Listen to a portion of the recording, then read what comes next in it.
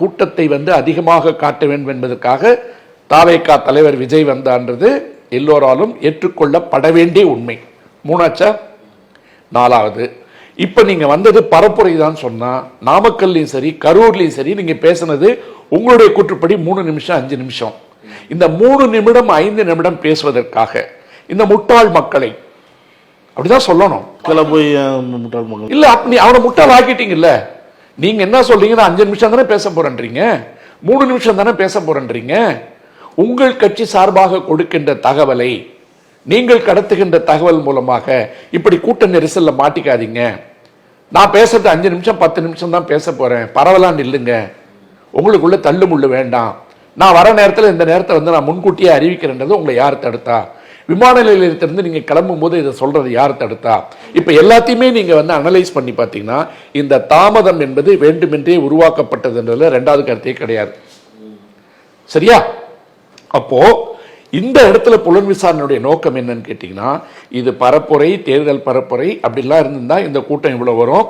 அதுக்கு இது உங்களுடைய புலனாய்வு அமைப்புகள்லாம் ஃபெயிலியர் ஆயிடுச்சு, அவங்களோட போதாமை, இவ்வளோ கூட்டம் வரும்னு தெரியாதான்னு சொல்லிட்டு மிக மிக மிக மிக படித்த அறிவாளி வழக்கறிஞர்கள்லாம் இன்டெலிஜென்ஸ் ஃபெயிலியர்னு சொல்றான்.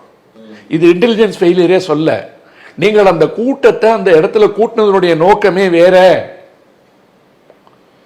நீங்கள் தேர்தல் பரப்புரை என்ற பெயரில் உங்களுடைய படப்பிடிப்பை நடத்தியிருக்கிறீர்கள் என்பது ஒரு குற்றச்சாட்டு. அதை நோக்கி இந்த புலன் விசாரணை போகவே இல்லை. அந்த புலன் விசாரணை போயிருந்தால் இந்நேரம் எல்லா கருவிகளும் கைப்பற்றப்பட்டிருக்க வேண்டும். இன்னைக்கு அந்த ஹார்ட் டிஸ்க்ல இருந்ததெல்லாம் எடுத்துட்டு ஓடி போயிட்டாங்கன்னு சொல்றாங்க. நான் அதை முதல்ல வெளியில பேசும்போது என்ன சொன்னேன், இதெல்லாம் டெலிட் பண்ணியிருப்பான், ஒமிட் பண்ணியிருப்பான்னு சொன்னேன். இருந்தாலும் இவையெல்லாம் கைப்பற்றப்பட்டிருந்தால் இன்னைக்கு ரெக்கவரி சாஃப்ட்வேர் இருக்கு, ஐடியில் அதை போட்டு நடந்தது என்னன்றது டீட்டெயிலாக எடுத்திருக்க முடியும். அது தமிழக அரசின் காவல்துறையினுடைய கட்டுப்பாட்டிற்குள் வந்திருந்தது என்று சொன்னால் உச்சநீதிமன்றத்தில் நடந்திருக்கின்ற இந்த அத்தனை வாதங்களையும் உடைச்சிருக்க முடியும். நம்ம உச்சநீதிமன்றத்துக்கு என்னங்க விளக்கணும்? கூட்டம் ஏதோ ஏடாகுடமா வந்துருச்சு, அதுல நசுங்கி செத்து போயிட்டாங்கன்றது வேற. இந்த கூட்டம் கூட்டப்பட்டனுடைய நோக்கமே அரசியல் கூட்டமாக கூட்டப்பட்டு திரைப்படத்திற்குண்டான கூட்டமாக காட்டப்பட்டது. கூட்டப்பட்ட நோக்கம் வேற, காட்டப்பட்ட நோக்கம் வேற. எடுக்கப்பட்டது எங்க? எடுக்கப்பட்ட காட்சிகள் எங்க? எந்த எடிட்டிங் டேபிளுக்கு போயிருக்கு? எந்த மெயில்ல அது போயிருக்கு?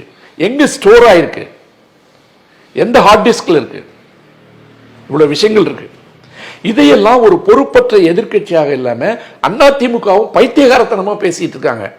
நாம 2 வருஷமா பேசிக்கிட்டோம், ஒன்னு அழிக்கிறதுக்கு தான் இத்தனை பேர் கூட்டு சேர்ந்திருக்கான்னு சொன்னா எடப்பாடி மாத்தி மாத்தி உளறிட்டு இருக்காரு.